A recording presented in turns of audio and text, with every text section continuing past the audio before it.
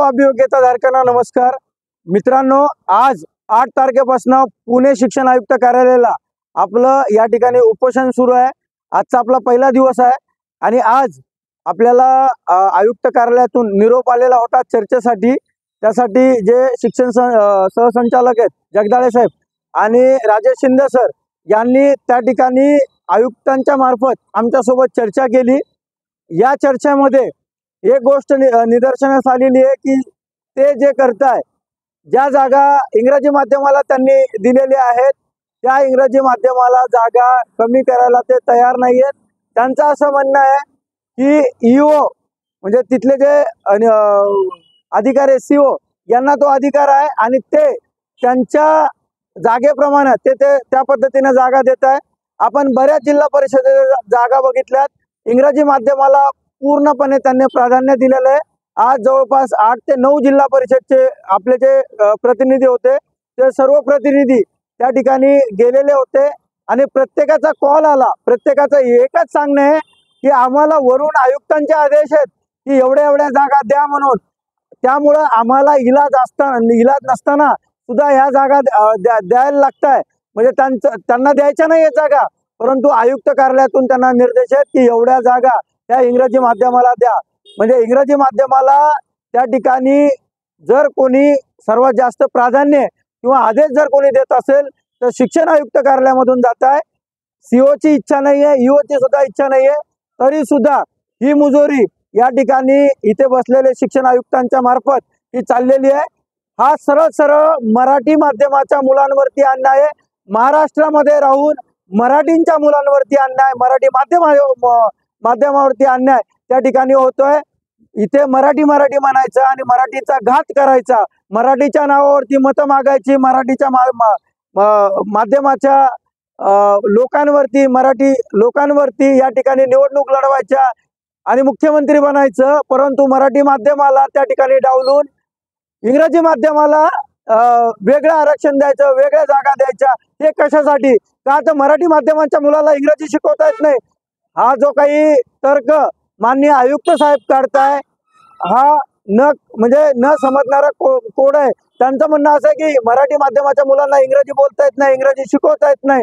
हे जे त्यांची मानसिकता आहे ही मानसिकता कुठंतरी अतिरेकी म्हणजे हे विचार अतिरेकी प्रमाण आहेत. आज आपण बघितलेलं असेल की मराठी माध्यम असेल की मराठी संस्कृती असेल की मराठी भाषा जे आहेत, आपण जर बघितलं NEP मध्ये सुद्धा मराठी भाषेचं महत्व सांगितलेलं आहे, युनेस्कोनं मराठी भाषेचं सांगितलंय. या ठिकाणी प्रधानमंत्री स्वतः म्हणताय की मराठी आणि मातृभाषा या ठिकाणी महत्वाची आहे.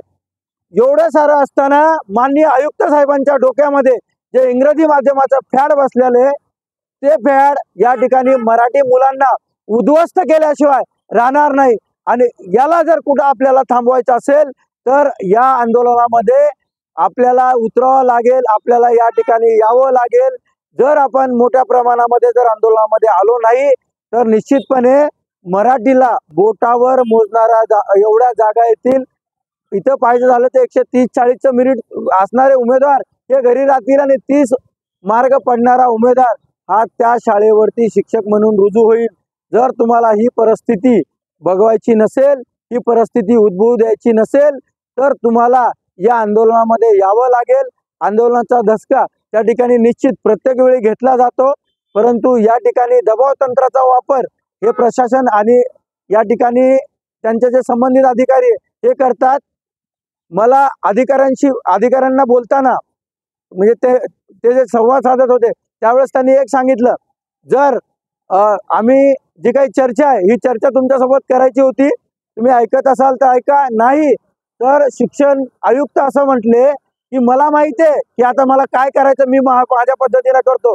म्हणजे माझ्या पद्धतीनं करतो याचा अर्थ असा सरळ आहे, इनडायरेक्टली त्यांनी धमकी दिली आहे की तुम्हाला डिस्क्वालिफाय करतो, तुमच्यावर गुन्हे दाखल करतो. ही जी काही मुजोरी महाराष्ट्रामध्ये चालणार नाही, ही लोकशाही आहे. तुम्ही काय आमच्यावरती करून दाखवायचं असेल तुम्ही निश्चित करून दाखवा. आम्हाला काय करायचं असेल, आजपर्यंत आम्ही एक सामान्य अभियोग्यता धारक म्हणून या ठिकाणी आंदोलन करत आलेलो आहे, या ठिकाणी आंदोलन केलेलं आहे. आम्ही कुठलंही राजकारण यामध्ये आणलेलं नाहीये. जर माननीय आयुक्तांना अशा पद्धतीने आमच्यावर दबाव टाकायचा असेल तर निश्चितपणे आम्ही सुद्धा लोकशाहीमध्ये लोकांचे अधिकार जाणतो. लोकशाहीमध्ये आमचे अधिकार, आमची ताकद आम्हाला माहिती आहे. तुम्ही तुमच्या ताकदीचा वापर करा, आम्ही आमच्या ताकदीचा वापर करू. निश्चितपणे एवढं सांगतो, हुकुमशाही प्रवृत्तीला आणि हुकुमशाही जी विचारसरणी आहे त्या विचारसरणीमध्ये लोकशाहीमध्ये महत्त्व नाही. त्याच्या नांग्या ठेचल्याशिवाय इथली जनता लोकशाहीमध्ये थांबत नाही. आणि हे सांगतो, आम्ही लोकशाहीमध्ये राहतोय, त्यामुळं तुम्ही जर असं काही तुमच्या डोक्यामध्ये असेल तर तुम्ही काढा. जर तुम्ही काढलं नाही आणि तुम्हाला जर वाटत असेल की दबाव टाकून आम्ही यांना इथून पळून लावू, तर हा तुमचा गैरसमज आहे. तुम्हाला जर वाटत असेल, तुम्हाला जर वापर करायचा असेल तर तुम्ही वापर करून बघा.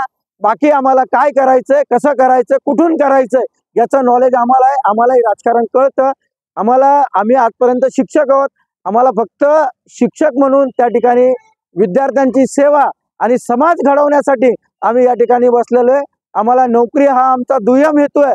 परंतु आमच्या आईवडिलांना ज्या पद्धतीने आम्हाला शिकवलंय, आम्ही ज्या पद्धतीनं डीएड बीएड केलेलं आहे, आम्ही कशासाठी केलंय की आम्हाला हे जे काही पवित्र एक प्रकारचं आपण याला पवित्र हे म्हणतो किंवा शिक्षकी पेशा हे पवित्र, त्या ठिकाणी पवित्र पेशा आहे. या पवित्र पेशामध्ये आम्हाला विद्यार्थी घडवायचे आणि विद्यार्थी घडवून समाज घडवण्याचं काम आम्हाला करायचंय. त्यामुळं घडवण्याचं काम आम्हाला करू द्या. शिक्षक हा शिकवण्याचं काम करतो. जर तुम्हाला अजून शिकायचं असेल तर तुम्हाला अद्दल शिकवल्याशिवाय आम्ही राहणार नाही, एवढं या ठिकाणी सांगतो. आणि विद्यार्थ्यांनी आवाहन करतो, आंदोलन दाबायचं काम या ठिकाणी सुरू आहे. मराठी बांधवांनी या ठिकाणी यायचंय. जेवढ्या माध्यमातून तुम्हाला विरोध करता येईल तेवढ्या माध्यमातून तुम्ही विरोध करा. आणि या आंदोलनामध्ये जास्तीत जास्त मोठ्या प्रमाणामध्ये तुम्हाला या ठिकाणी आंदोलनामध्ये यायचं, एवढं आव्हान संघटनेच्या वतीने मी तुम्हाला करतोय.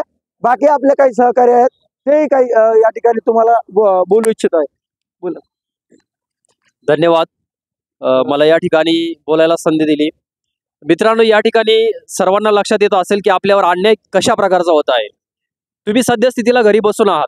घरी बसून तुम्ही तुमच्या परीने जे काही करताय ते करताय. परंतु तुम्हाला एक सांगतो, घरी बसून जे आहे ते ज्यांना खरंच या ठिकाणी येणं होत नाही त्या लोकांनी घरी बसून काम करा. परंतु ज्याला खरंच इथे या ठिकाणी येणं होतंय त्यांना या ठिकाणी या ठिकाणी आंदोलनामध्ये हिरिरीनं सहभाग घ्या. जोपर्यंत तुम्ही मोठ्या संख्येने आंदोलनामध्ये येणार नाही तोपर्यंत आपल्यावर होत असलेला अन्याय जो आहे तो दूर होणार नाही. तुम्हाला एक गोष्ट माहित आहे, महात्मा ज्योतिराव फुले यांनी तुम्हाला लेखणी हातात दिली आणि तुमच्यासारख्या एखाद्या माणसाला वाघाप्रमाणे जगायला शिकवलं. परंतु सद्यस्थितीला असं झालंय, तुमच्या या वाघाची शेळी बनवली कोणी? या लोकांनी. का? तुमच्या हक्काचं, तुमच्या जे काही तोंडचा घास होता तो घास या 4 दिवसापूर्वी त्यांनी काढून घेतलेला आहे. म्हणजे मला या ठिकाणी एवढंच सांगायचंय, तुम्हाला जर या समाजामध्ये ताटमानेनं जगायचं असेल आणि आपल्या आईवडिलाला जर सुखात जगवायचं असेल तर तुम्हाला या ठिकाणी येऊन स्वतःच्या हक्काची नोकरी घेणं गरजेचं आहे.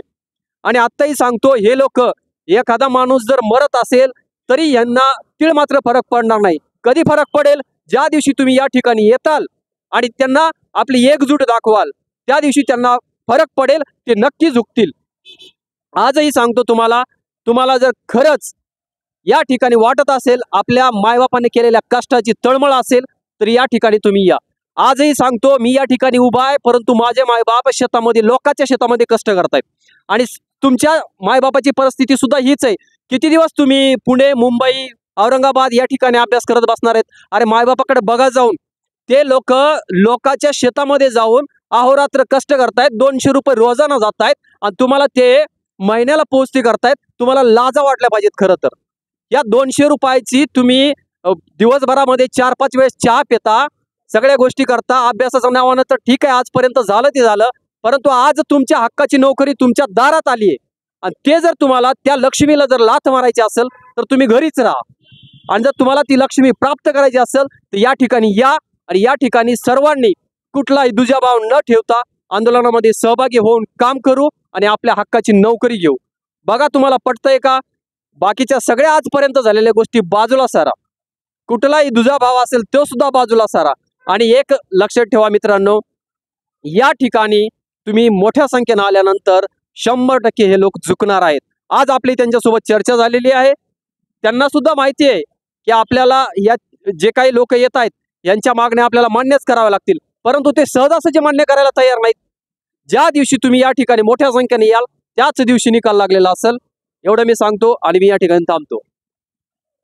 मित्रांनो, शेवटचं सांगतो तुम्हाला, जर तुम्ही इथं आला नाहीत तर तुमच्या हक्काची भाकरी आहे ना आयुष्यात कधीच मिळणार नाही. विचार करा, आंदोलनाकडे निघा.